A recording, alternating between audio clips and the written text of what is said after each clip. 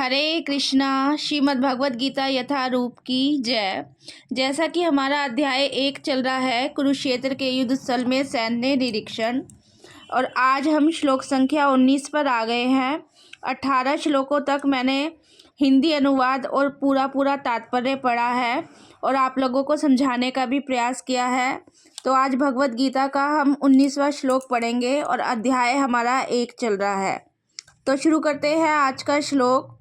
स घोषो धातराष्ट्राणां हृदयानि वै दारयत् नभश्च पृथ्वीं चैव तुमुलो अभेनुनादयन्। तो इस श्लोक में बता रहे हैं, इन विभिन्न शंखों की ध्वनि कोलाहलपूर्ण बन गई, जो आकाश तथा पृथ्वी को शब्दायमान करती हुई धृतराष्ट्र के पुत्रों के हृदयों को विदीर्ण करने लगी। तो इससे पहले वाले श्लोकों में पांडवों की साइड से शंख बजाए गए थे और इन शंखों के नाम दिए गए हैं। तो आप मेरे इससे पहले वाले वीडियो में देख सकते हैं, मैंने पूरा श्लोक पढ़ा है, शंखों के नाम भी बताए हैं।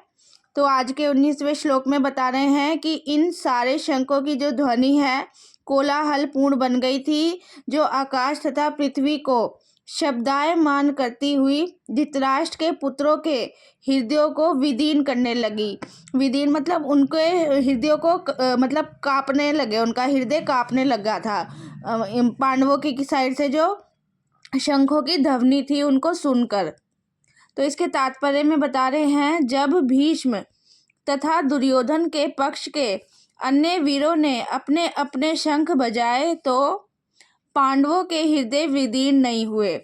तो इसमें बता रहे हैं, जब भीष्म पितामह ने या दुर्योधन ने, मतलब जब कौरवों की साइड से शंख बजे थे तो पांडवों के हृदय विदीर्ण नहीं हुए थे, मतलब कांपने नहीं लगे थे। लेकिन जब पांडवों की साइड से शंख बजे थे तो कौरवों के साइड से जो थे योद्धा थे, उनके हृदय कांपने लग गया था शंखों की आवाज़ से ही। तो ऐसी घटनाओं का वर्णन नहीं मिलता, किंतु इस विशिष्ट श्लोक में कहा गया है, पांडव पक्ष के शंखनाद से धृतराष्ट्र के पुत्रों के हृदय विदीर्ण हो गए, मतलब कांपने लग गया उनका हृदय। इसका कारण स्वयं पांडव और भगवान कृष्ण में उनका विश्वास है। जब पांडवों की साइड से भगवान कृष्ण ने अपना शंख बजाया था ना, तो उनकी ध्वनि से जो दुर्योधन था वो तो कांपने ही लग गया था। परमेश्वर की शरण ग्रहण करने वाले को किसी प्रकार का भय नहीं रह जाता।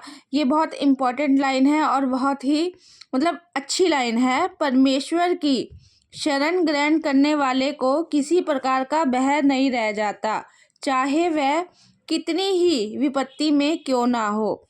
तो जो भी इम्पोर्टेंट लाइन होती है मैं ऐसे उसे अंडरलाइन कर लेती हूँ। जो लाइन मुझे बहुत अच्छी लगती है तो मैं उसे अंडरलाइन कर लेती हूँ। तो मुझे ये लाइन बहुत अच्छी लगी थी तो इसलिए मैंने इसको अंडरलाइन कर लिया। तो इस श्लोक में यही बताया गया है कि जो शंखनाद हुए थे उससे कौरवों का जो हृदय था वो कांपने लग गया था।